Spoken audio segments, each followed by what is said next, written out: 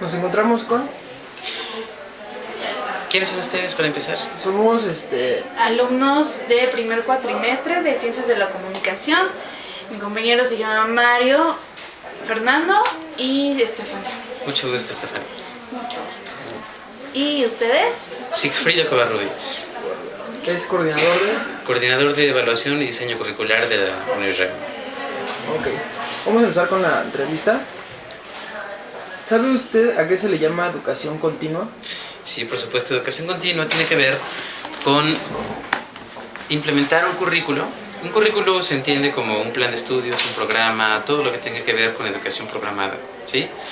Y se implementa de manera, como lo dice la palabra, de manera continua, a cierto estrato, a cierta comunidad, para desarrollar paulatinamente tanto sus conocimientos como sus habilidades, hacer que muestren actitudes deseables para el contexto y también generar destrezas en ellos y ciertos valores, ¿sí? Entonces, la educación continua tiene que ver con hacer el registro de las experiencias educativas que tiene cierto entorno, en este caso alumnos, de un principio a un fin totalmente planeados. Una cosa es educar a alguien simplemente con fines de transmitir conocimiento y otra muy distinta, la de hacer que la persona en sí genere el conocimiento y con ello desarrolle nuevas habilidades. Habilidades que una de dos, o ya tenía y no había desarrollado, o no tenía y tiene que desarrollar, ¿sí? Esto hace que que algunas de las cosas que su entorno le demanda le sean más fáciles de hacer. A esto lo llamamos también destrezas. Por otro lado, el hecho de que una persona obtenga nuevos conocimientos, desarrolle nuevo conocimiento o desarrolle nuevas ideologías, la hacen cambiar las actitudes. Es lo que llamamos también en términos comunes madurez, ¿sí? Al registro de todas esas experiencias planeadas es a lo que podemos llamar educación continua. Okay. ¿Qué ventajas cree que tenga el hecho de que una persona siga educándose a lo largo de su vida? Muchísimas. Para empezar, la evolución, ¿sí? La medida en la que una persona se eduque es la medida en la que uno aprende a resolver problemas que el entorno le plantea constantemente. Ajá. Existe un proverbio chino que ya ha caído en la demagogia, pero que sigue siendo muy vigente en nuestros días, que dice, alimenta a un hombre con un pez, bueno, dale de comer a un hombre, dale de comer un pez y lo alimentarás un día. Enséñalo a pescar y lo alimentarás la vida entera. Bueno, pues a eso se refiere la ventaja de ser educado continuamente, ¿sí? En un entorno global como el nuestro, informático, lleno de tecnologías, de punta, de competencias laborales, de demandas laborales, demandas empresariales, de nuevas ofertas educativas y de un avance constante y continuo tanto del conocimiento como de la cultura, la gente tiende a hacerse más evolucionada, más consciente de su realidad y más transformadora de su entorno, dado lo cual nosotros no podemos dejar de educarnos, puesto que nos estatizaríamos, ¿sí? Nos quedaríamos desactualizados. Es como si mi computadora tuviera durante 5 años el mismo antivirus, ¿no? Los virus evolucionan constantemente, es decir, troyanos de diferentes clases, ¿no? Malware, hacking, no sé, de diferentes clases. Entonces, si el antivirus no es actualizado constantemente, o si no se compra una firma nueva, naturalmente el ordenador, pues, en algún momento va a dejar de funcionar, igual con nosotros. Si nosotros dejamos de educarnos o si dejamos nada más, bueno, no si dejamos, si nos quedamos solamente con lo que se nos imparte en la escuela como si fuera un conocimiento universal y terminado, no vamos a poder evolucionar más allá, no vamos a poder destruir el pensamiento que nos impide avanzar para hacernos de pensamiento nuevo. Asimismo, vamos a quedarnos siempre con las mismas habilidades sin tener la oportunidad de desarrollar habilidades nuevas, ¿no? Por ejemplo, yo como ingeniero civil un día puedo desarrollar recursos informáticos, recursos de construcción, por ejemplo, y otro día puedo hacerlo para tuberías, otro puedo hacerlo para instalaciones inteligentes, otro para rediseño y modelado de edificios, otro para aplicaciones de maquetas, no sé. Puedo hacer muchas cosas siempre y cuando mi formación sea constante. Por otro lado, si yo soy médico y solamente me quedo como médico general, pues nunca voy a poder atender problemas endocrinológicos o cardiológicos o cardiovasculares, oncológicos, no sé, ¿no? Me puedo especializar siempre para ser más competitivo. ¿Qué opinas sobre la educación continua que se imparte en México? Pues es muy buena, pero no va a la vanguardia. Es muy buena en el sentido de que atiende necesidades inmediatas, ¿sí? Pero no es una educación, ¿cómo se le llamará? Preventiva, es una educación correctiva, ¿sí? Y ese es un error grave en un entorno global, puesto que al ser nosotros una nación con todos los recursos posibles del mundo, tanto tecnológicos como naturales, deberíamos aprovecharlos mediante la idiosincrasia de la administración. Esto quiere decir que, sabiendo nosotros cuáles son los recursos de los que disponemos, empezando por los temporales, tendríamos que prever catástrofes como las que fueron objeto Haití, Chile o Japón hace tan solo año y medio, 2 años. Y más ahorita, ¿no? Que estamos en una etapa de, ¿cuántos? 480 temblores en un mes.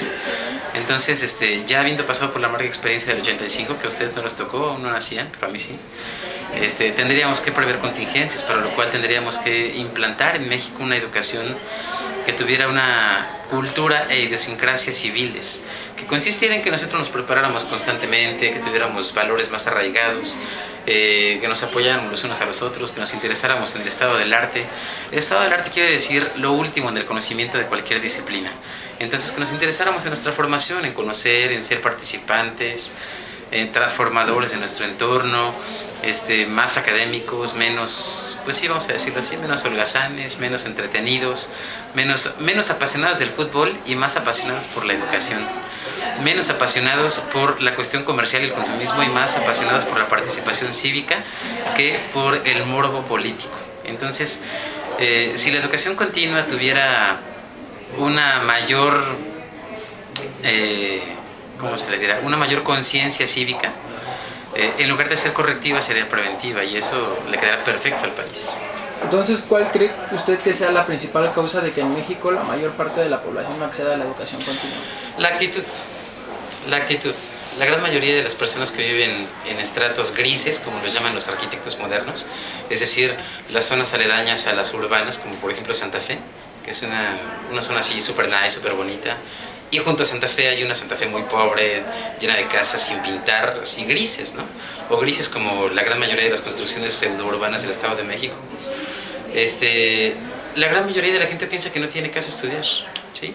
De hecho, podría decirte sin consultar, no sé, encuestas del INEGI o de la UNAM o de cualquier organismo así que se encarga de encuestar, de la OCDE, del Ceneval, de lo que tú quieras, que aproximadamente el 60% o hasta más, como el 70% de la población que accede a una educación formal, dígase una escuela, va a una escuela solo por tradición, no va porque tenga una meta fija en la vida.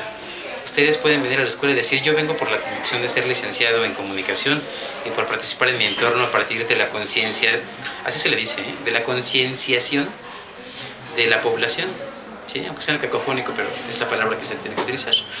Entonces, bueno, ustedes están convencidos de que quieren ser profesionistas, de que quieren transformar su entorno para beneficio social y personal, naturalmente. Pero hay personas que lo hacen porque la tradición así lo indica, ¿no? Porque son mis chamacos y tienen que ir a la escuela. Entonces, de quienes van a la escuela, muchos lo hacen sin propósito, y quienes no lo hacen porque creen que no sirve de nada, que en la vida real la escuela no sirve, y eso es mentira, ¿sí? La vida real te acosa con muchos problemas que solamente pueden ser solucionados por el bagaje cultural con el que tú cuentes, ¿sí? Por ejemplo, este pequeño cubículo donde nos estamos donde se está desarrollando la entrevista, ¿no? Aquí tenemos material de tabla roca. Este material solamente es posible gracias a ingenieros que mediante procesos de manufactura comprimieron material de cartón hasta darle la estructura de una pared, ¿sí? Y esa es una aplicación ingenieril, académica naturalmente, que tiene injerencia en la realidad inmediata. De la misma manera el agua, ¿sí? El agua tiene procesos de reciclaje y de manufactura, bueno, no el agua de manufactura, pero sí procesos industriales para embotellarla y comercializarla, que impactan en nuestra vida cotidiana, ¿sí? De esta manera la escuela se hace necesaria para el desarrollo social. Entonces, si nosotros nos preocupáramos más por nuestra formación académica y el desarrollo de nuestras habilidades personales, no sé, el país cambiaría enormemente. ¿Cómo cree que ayude al desarrollo de la sociedad mexicana la educación continua? En el sentido de hacer a la gente más participativa, más consciente de su entorno, más transformadora de la realidad, y más prodifusora y consumidora de la cultura que consumidora de idiosincrasias extranjeras que no tienen nada que ver con nuestra identidad. Si uno mira alrededor, la gran mayoría de la gente habla de cosas que no tienen que ver con nosotros. Habla de programas de televisión, del Dr. House, de las redes sociales, de las modas.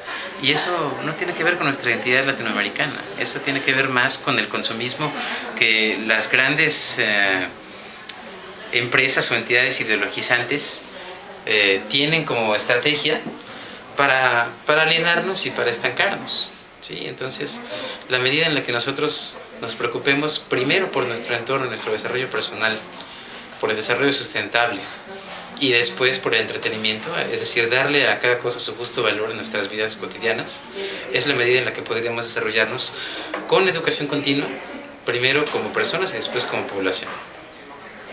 ¿Cree que la educación continua tenga algún tipo de influencia en la evolución de la especie del ser humano? Por supuesto, tiene toda la influencia del mundo. Vamos a decirlo de esta manera. Si en este momento, justo en este momento, tú nacieras y al mismo tiempo de otra matriz naciera un bebé cavernícola, tú estarías predispuesto genéticamente para adaptarte mucho mejor al ambiente que el chamaco cavernícola, porque no tiene desarrollada la parte del cerebelo, ¿sí? Es decir, no tiene bien definidas y arraigadas sus funciones motrices, ¿sí? Tú ya podrías hacer esto con el dedo, ya podrías cerrarte las orejas, ya podrías jalarte el pelo, ya podrías hacerte cortes de cabello, ya podrías afeitarte. El cavernícola no sabría cómo hacerlo. De hecho, tú ya tendrías predisposición genética al lenguaje, lo que te convierte en un ser absolutamente evolucionado. El cavernícola no, el cavernícola solamente podría actuar con golpes, ¿sí?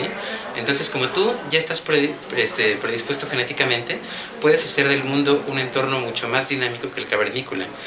Todo esto se logra gracias a generaciones y generaciones y generaciones y generaciones de desarrollo cognitivo.